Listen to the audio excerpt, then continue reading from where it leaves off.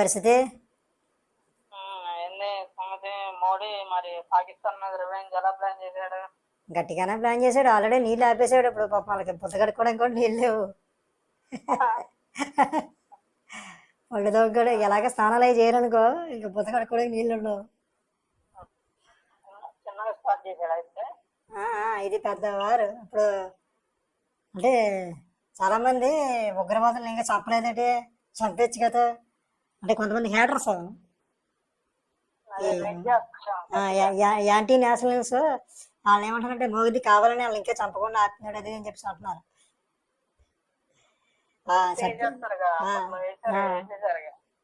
వేసేసారులే, ఇంకా పూర్తిగా దీన్ని చేయట్లేదని చెప్పేసి. అంటే ఇప్పుడు అందరినీ చంపేయాలి పూర్తిగాని, ఉగ్రవాదం లేకుండా చేయాలి, మోదీ చేయలేకపోతున్నాడు వాళ్ళని అది ఇది అని. ఇంకా మిగిలి ఉన్నారు కదా కొంతమంది, వాళ్ళని కూడా వేసేయాలి, చేత కాదు అది ఇది అని చెప్పేసి అంటున్నారు. అంటే హేటర్స్, యాంటీ నేషనలిస్టులు అంటారు కదా, ఈ నా కొడుకులు. అక్కడ మోడీ ఆల్రెడీ వార్ స్టార్ట్ చేశాడు. ఇప్పుడు నీళ్ళు ఇవ్వకపోతే మనం చంపడం కాదు, ఉగ్రవాదుల్ని అలా చంపేస్తారు పాకిస్తాన్ వాళ్ళే. అరే మీ వల్ల మాకు మాకు తిండి లేదు, నీళ్ళు లేవు, బక్క పంటలు ఎండిపోతున్నాయని చెప్పేసి ఇప్పుడు వాళ్ళు తిరగబడతారు. కుక్కలు కొట్టినట్టు కొడతారు ఇప్పుడు వాళ్ళు.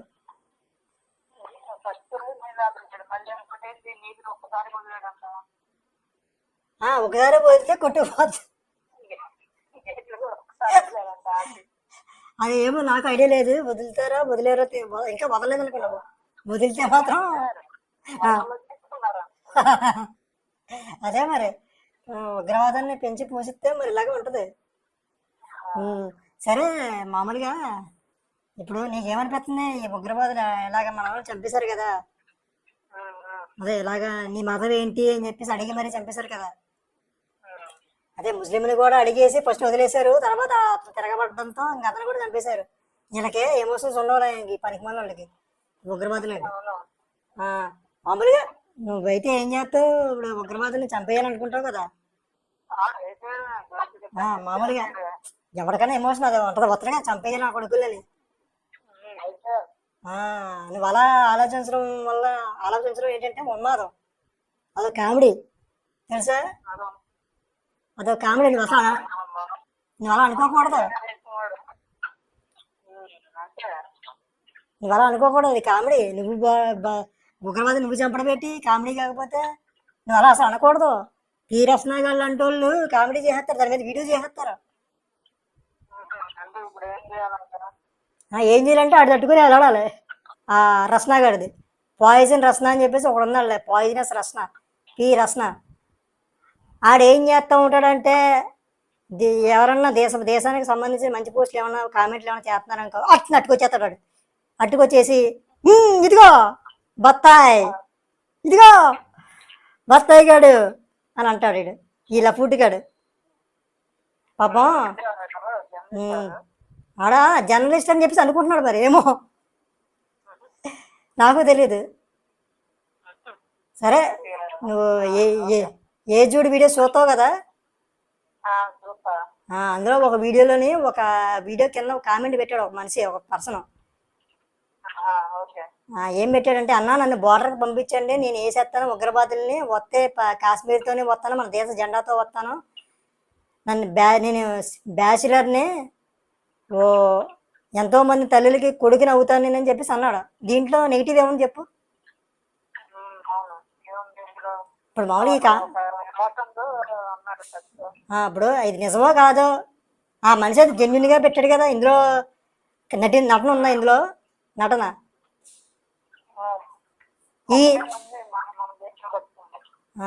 దానికి ఈ రస్నాగాడు దాని మీద వీడియో చేశాడు. మరి ఆ కామెంట్ పెట్టిన మీదనా, ఛానల్ మీద వీడియో మీద, ఏజూడ్ మీదనే కామెంట్ మీద వీడియో చేసి ఎర్రిపప్పు అయ్యాడు, బఫూన్ అయ్యాడు, పెద్ద బఫూన్ అయ్యాడు. ఎలాగంటే వీడు ఎగతాళి చేస్తున్నాడు, వీడు బోర్డర్కి వెళ్ళిపోతారంట, ఉగ్రవాదులు చంపేస్తారంట, వీడు ఎటకారం ఈ బఫూన్ గాడు. వీడికి రక్తం మరగట్లేదు, ఎందుకంటే చంపింది మరి ఈయన్ని కాదు కదా. ఈడు నా కొడుకు హిందువు కాదు, ఈ పేరు మార్చుకున్నాడు. వీడు జఫరాగా ఒరిజినల్ పేరు కూడా పెట్టుకోలేదు వీడు లమ్మడి కొడుకు. వీడు ఎవరో పాపం దేశభక్తితో కామెంట్ చేస్తే ఆవేశంతో రగిలిపోయి రక్తం మరిగిపోయి ఉగ్రవాదం చంపుదామన్నాడు. మళ్ళీ ఈ ఇండియాలో ఉన్న ముస్లింలను చంపేద్దాం లేదా క్రిస్టియన్లను చంపేద్దాం అనలేదు కదాడు, ఉగ్రవాదుల్నే చంపేయాలి అని అన్నాడు పాపం. అది పంపించండి అన్నా అంటే అది ఏ జూని అడిగినట్ట, ఏ జూని అడిగినట్టు అది కాదు కదా, జనరల్గా అడిగాడు. దానికి ఈడు ఎమోషన్ లూజ్ మోషన్ గాడు దానికి వీడియో చేశాడు. మళ్ళీ ఏమంటాడు ఇప్పుడు మామూలుగా ఆ కామెంట్ మళ్ళీ హైలైట్ అయింది. యూట్యూబ్ హైలైట్ చేస్తారు కదా అల్గారిథమ్ కొన్ని కొన్ని కామెంట్స్ని.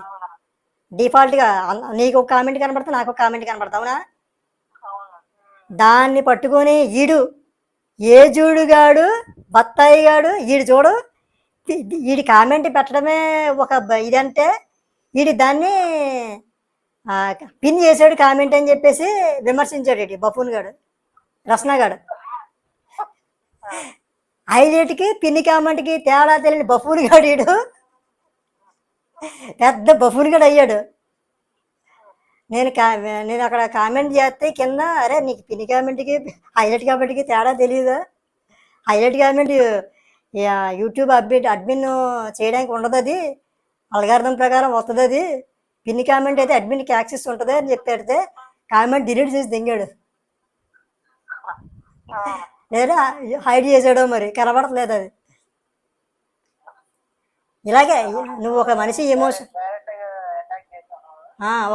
ఎమోషన్ని కూడా అర్థం చేసుకోవాలని చెవటవే నువ్వు. ఎలాగా నువ్వు ఇలాంటి వీడియో చేస్తావా, నువ్వు ఒక జర్నలిస్ట్వి అది ఇది అని చెప్పి కామెంట్ పడి దాన్ని కూడా రెడీ చేశాడు. ఈ రస్నాగాడు నిజంగా నా లవదాలో ఛానల్ పెట్టుకొని ఒకటి రస్నా అని చెప్పి పెట్టుకొని అన్ని రస్నా పనులే, అన్ని రస్నా పనులే. ఈ కొండగొర్రెల మీద దాని కింద కామెంట్లు మాస్ బ్యాటింగ్ అన్నా, సూపర్ బ్యాటింగ్ అన్నా, అతర కొట్టేసావన్నా, మాస్ ర్యాగింగ్ అన్నా. ఏం ర్యాగింగ్ రా, ఏం చేశాడు, ఏం చేయలేదాడు. ఆడికి పిన్ని కామెంట్కి హైలైట్ కామెంట్కి తేడా తెలియదు. ముందు బఫూన్ గడికి మీరు ఎర్రి కూరలాగా ఆడికి అయితే కామెంట్లు పెట్టడం. వీడు ఏజుడు ఎక్స్పోజర్ అంట. ఏం ఎక్స్పోజింగ్ చేసాడు ఏజుడు, వీడు ఉగ్రవాదుల్లో కలిసిపోయి వీడు కూడా ప్రైవేట్ పార్ట్స్ అవి చెక్ చేసి వీడు హిందువు, వీడు ముస్లిము, వీడు క్రిస్టియను, వీళ్ళందరికీ మనం వీడియోలు చేయొద్దు, వీడికి ఎగెనెస్ట్కి వీడియో చేద్దాం అని చెప్పేసి ఆలోచిస్తున్నట్టున్నాడు. వీడు బట్టలు ఇప్పి చూస్తున్నట్టున్నాడు అందరికీ ఆ చిత్తపడ్డని. అది ఈ రేంజ్. ఈ అసలు యాక్చువల్గా నేను పట్టించుకోకుండా చాలా కూల్గా ఉన్నాను, ప్రశాంతంగా ఉన్నాను. ఈ ఏజుడి మీద ఎందుకు పడ్డాడని ఆలోచిస్తే ఏజుడికి 30 లక్షల మంది సబ్స్క్రైబర్లు ఉన్నారు, ఈ లప్పుడిగడికి 1 లక్ష మంది పైన ఉన్నారు, అంతే 2 లక్షలు కూడా లేరు. అది వీడికి బుద్ధమంట. మామూలుగా అందరికీ కడుపు మంట ఉంటుంది, వీడికి బుద్ధమంట ఉంది. ఎందుకంటే కింద నుంచి తింటాడు కదాడు. అంటే ఇప్పుడు ఈ మధ్య అది ఒక ట్రెండ్ అవుతున్నట్టుంది. ఇప్పుడు టార్గెట్ హైలో ఉన్న వాళ్ళు టార్గెట్ చేస్తే రీచ్ వస్తుంది. రీచ్ వస్తుందా? ఎలాంటి రీచ్ వస్తుంది మరి? నాకు కూడా రీచ్ వద్దేమో ఇప్పుడు ఇలా ఫుడ్ కానీ చేశాను కదా. ఒక్క వస్తుందిలే. ఆడని ఎవరు పట్టించుకుంటారు, ఆడనే పట్టించుకోవట్లేరు, ఇంకనాడు పట్టించుకుంటారు ఏంటి, అదే పరిస్థితి. ఈడంట ఉగ్రవాదుల్ని మనం అలా చంపాలని అనుకోకూడదంట. ఈ నా కొడుక్కి ఇప్పుడు హిందూ దేవుళ్ళు ఎవరన్నా తిట్టారనుకో, ఎవరన్నా చంపేస్తామంటారు కదా, అలా అనడం హింస, అలా అనకూడదు, అది హింస, బూతు. అదే ఉగ్రవాదులు చంపేశారు అనుకో హిందువుల్ని, అది హింస కాదు, అది బూత్ అస్సలు కాదు. వీడు చెప్తున్నాడు మనకు బూతులు ఏంటో హింస ఏంటో, వీడు మనకు పాఠాలు నేర్పుతున్నాడు వీడు, ఈ బఫూన్ గాడు, రస్నా గాడు. ఇది ఇలాంటి వాళ్ళు ఉన్నారు మన దేశంలోనే. ఇజ్రాయెల్ మీద దాడి జరిగితే మొత్తం దేశం అంతా ఒకటి అయ్యింది. మన దరిద్రం ఏంటంటే ఇలాంటి ఎదవలు సన్నాసులు సపోర్ట్ చేయకుండా ఎక్కిరింపులు, ఉగ్రవాదులు అంతం చేయాలి అని చెప్పేసి మన హిందువులు ఎవడన్నా కామెంట్లు చేస్తాను, వీడికి ఎగతాళి చేస్తున్నాడు వీడు. వీడికి దీన్ని బట్టి అర్థం చేసుకోవచ్చు వీడు కమ్యూనిస్ట్ అంట. వీడు కమ్యూనిస్ట్ కాదు, కంప్యూనిస్ట్ గాడు వీడు. ఇలాంటి నా కొడుకుల్ని మనం ఎంకరేజ్ చేయకూడదు. ఎవ్వరికి చీమీ నెత్తురు ఉన్నప్పుడు చిన్న పిల్లడికి కూడా బాంబులు వేసిన ఉగ్రవాదుల మీద కోపం వస్తుంది. వీడికి రాలేదంటే వీడు మరి దేనికి పుట్టాడో ఏంటో. ఉం? మరి పాయింట్ ఆఫ్ వ్యూ ఏం చెప్పలేదా? ఏది వీడు అసలు వీడే ఆ టాపిక్ మీద ఏం చెప్పలేదా ఏం చేయాలని? ఆ, రియాక్షన్ ఉంటది కదా. ఇంటెలిజెన్స్ ఫెయిల్యూర్, గవర్నమెంట్ ఫెయిల్యూర్ అని చెప్పేసి ఏడ్చాడు ఎదవేడుపు. ఓకే. అది అంతేగాని కాశ్మీర్లో లోకల్గా ఉన్న ముస్లింలు ఈ సన్నాసులు చేసింది అని చెప్పేసి ఒప్పుకోలేదు వీడు, ఒప్పుకోడు వీడు. అది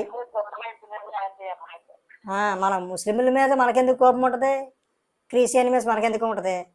ఎదవల మీదే కదా మనకి కోపం, ఎదవల మీదే కదా ద్వేషం, వాళ్ళ వల్లే కదా ఈ ఏడుపు, ఈ బాధలన్నీ మనకి. అలాంటి వాళ్ళు ఏమి అండాడు, కళ్ళు మూసుకుంటాడు. హిందువులు ఏదన్నా తప్పు చేస్తున్నాక ఎట్న వచ్చేస్తాడు మా అన్నయ్య. ఎట్న నేను నేను ఎవరైనా సమాజ సేవకుణ్ణి, సమాజ ఉద్ధారకుణ్ణి, అసలు నేను అసలైన నికార్సైన జర్నలిస్టుని. మన ఫోన్ పెట్టుకుని ఇలా మాట్లాడతాడు. ఆ ఫోన్ యూట్యూబ్లో వీడియో ప్లే చేస్తా వింటాడు. చెప్పు చెప్పు చెప్పురా చెప్పు, వింటున్నాం కదా చెప్పు. మరి నువ్వు చెప్పి సోది కూడా మేము వింటున్నాం కదరా ఎర్రి పప్ప. వీడి మెంటల్ నా కొడుకులు వీడిని మళ్ళీ అసలు వీడికి నిజంగా వీడి బఫూన్ ఒకసారి ఆల్రెడీ ముందు అయిపోయాడు ఒక విషయంలో. వీడికి ఎటకారంగా స్ట్రింగ్ వినోద్ అని చెప్పేసి ఒక పోస్ట్ పెట్టాడు. యాపిల్కి చిన్న బొక్క ఉంటుంది, అది ఎటకారంగా పెట్టాడు. దాన్ని వీడు సీరియస్గా తీసుకుని ఒక వీడియో చేశాడు 6 నిమిషాల పైన. అది ఎటకారంగా సెటారికల్గా పెట్టాడు స్ట్రింగ్ వినోద్. దాన్ని వీడు బత్తాయి అది ఇది అని చెప్పేసి వీడియో చేశాడు 6 నిమిషాలు బఫూన్ గాడు. ఇప్పుడు రెండోసారి పిన్ని కామెంట్కి హైలైట్ కామెంట్కి తేడా తెలియకుండా రెండోసారి వీడియో పెట్టాడు, మళ్ళీ బఫూన్ అయ్యాడు. వీడు బఫూన్ అయ్యాడు అని చెప్పేసి నేను కామెంట్ పెట్టాను కదా, మళ్ళీ అలా గొర్రెలకి తెలిసిపోద్ది అని చెప్పి కామెంట్ డిలీట్ చేసి మింగాడు. వీడు నికార్సైన జర్నలిస్ట్, మనం నమ్మాలి. వీడికి మళ్ళీ అందరూ సమానంగా అంటాడు వీడు.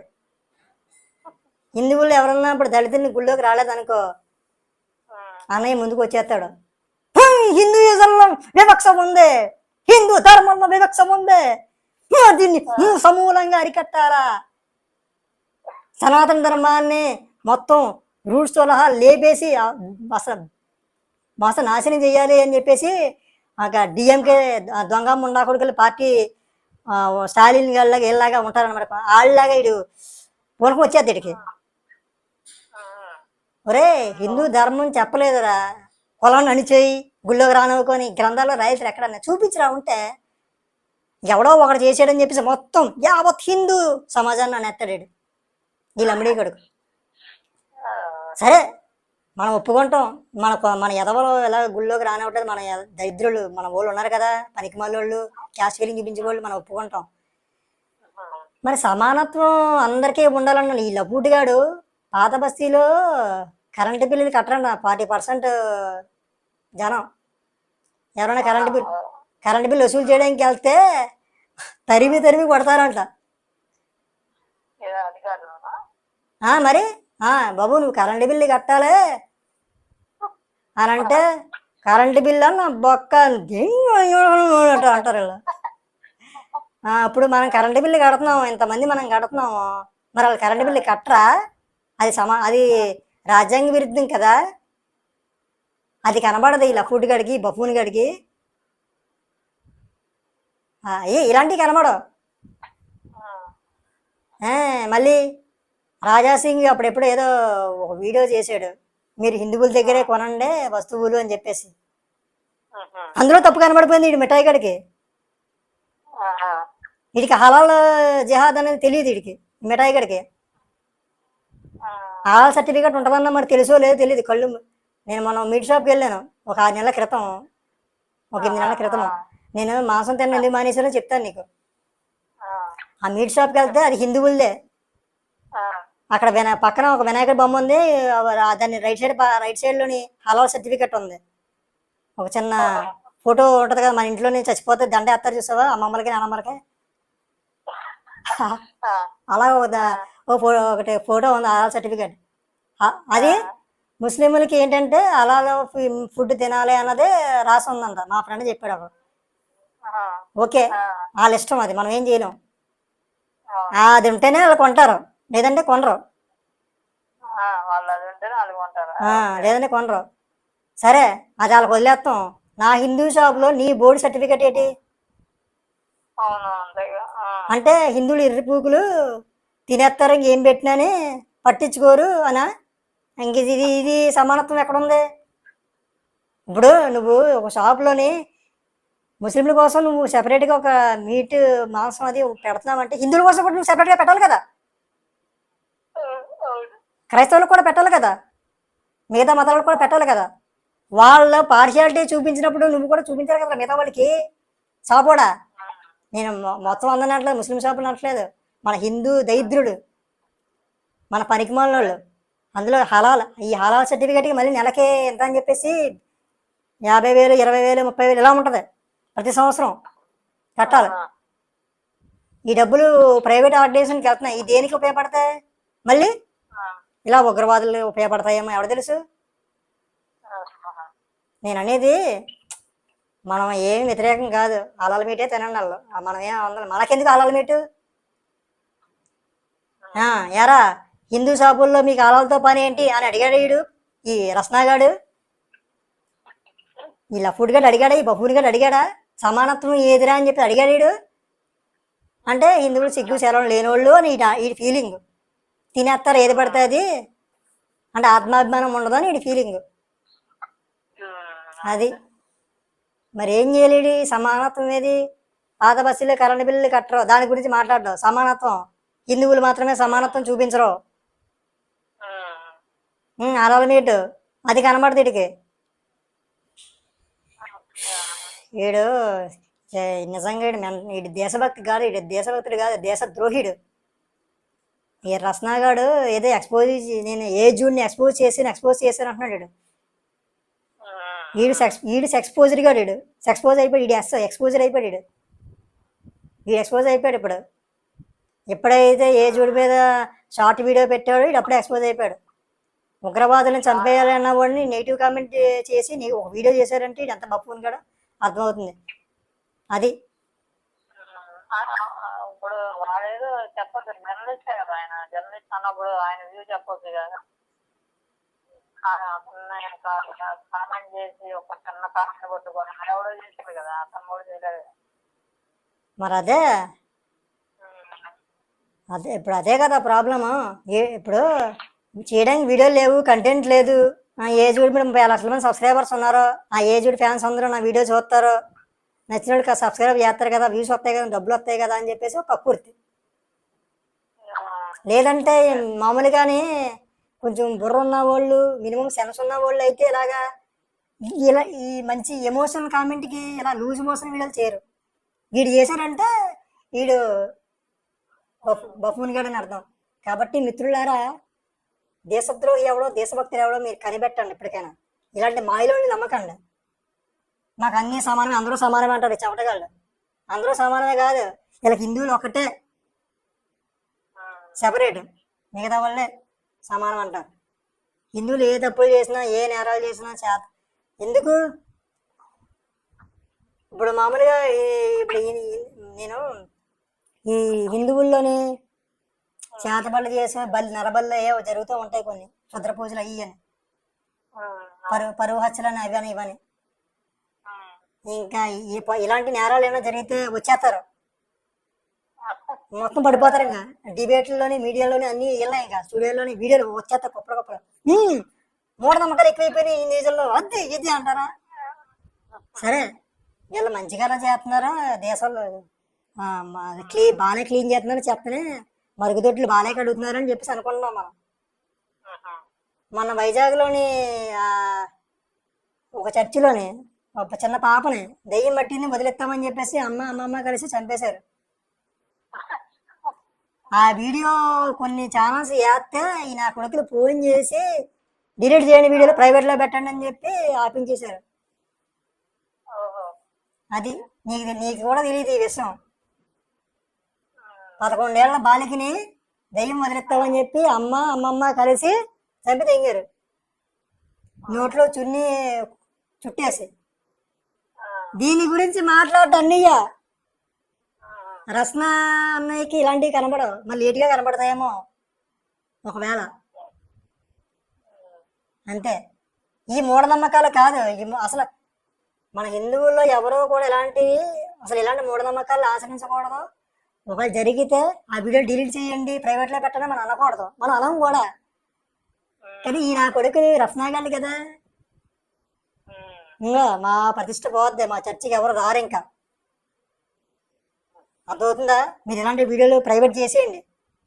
బెదిరిస్తారు వాళ్ళు, ఒక పెద్ద ఛానల్నే బెదిరించారు వాళ్ళు. దెబ్బకి ప్రైవేట్లో పెట్టి తెంగారు వీడియోని. అది వీళ్ళ రేంజ్. మూఢనమ్మకాలు ఎక్కడున్నా సరే అని చేయాలి, అంత ముందించాలి. కానీ ఇప్పుడు వచ్చి ఆ విషయం పెద్దగా టాక్ ఆఫ్ ది టౌన్ అవ్వలేదు, చూసావా? అది అది దిస్ ఈజ్ ఇండియా. సెలెక్టెడ్గా టార్గెట్ చేస్తారు. మాకు కావాల్సిన వాళ్ళ మీదే మేము బురద జల్లుతాం, మాకు కావాల్సిన వాళ్ళే మంచోళ్ళు, మాకు అక్కర్లేని వాళ్ళు ఎతవలు పోరంబోకులు. అది పరిస్థితి. సరే ఇంకా ఇలాంటి వాళ్ళు ఉంటారు. చాలా కోపం అవుతుంది. అసలు యాక్చువల్గా మనం ఇలాంటి జోనర్ కాదు మనది, కానీ ఎవరు చేసిన వీడియోకు అలా స్పందించాలనిపించింది నాకు. స్పందించకపోతే ఇప్పుడు కూడా మనకి విలువ ఉండదు భారతీయులుగా. మీరు కూడా స్పందించాలి. ఈ లప్పుడి గారు చేసిన వీడియోకి. రస్నాగాడు ఏజుని ఉద్దేశించి ఏదో వీడియో చేసాడు అనుకోకండి. అది దాన్ని ఏమంటారో వైరమో లేదంటే ఏదో రైవల్ అంటారు, యూట్యూబ్ రైవల్ అని. సబ్స్క్రైబర్ వాళ్ళకి ఎక్కువ ఉన్నారు, మనకు తక్కువ ఉన్నారు, మనం దీనికి వాళ్ళు తొక్కేయాలి, ఇన్ని ఉంటాయి మామూలే. కానీ వీడు దేశాలను తీసుకొచ్చాడు, ఉగ్రవాదుల్ని అటాక్ చేసిందని ఈ అటాక్ దీన్ని తీసుకొచ్చాడు, బఫూన్ అయ్యాడు. మనం ఇంకా ఇన్ని బఫూన్ చేయాలి. మరి వీడియో నచ్చితే లైక్ చేయండి, షేర్ చేయండి, కామెంట్ చేయండి.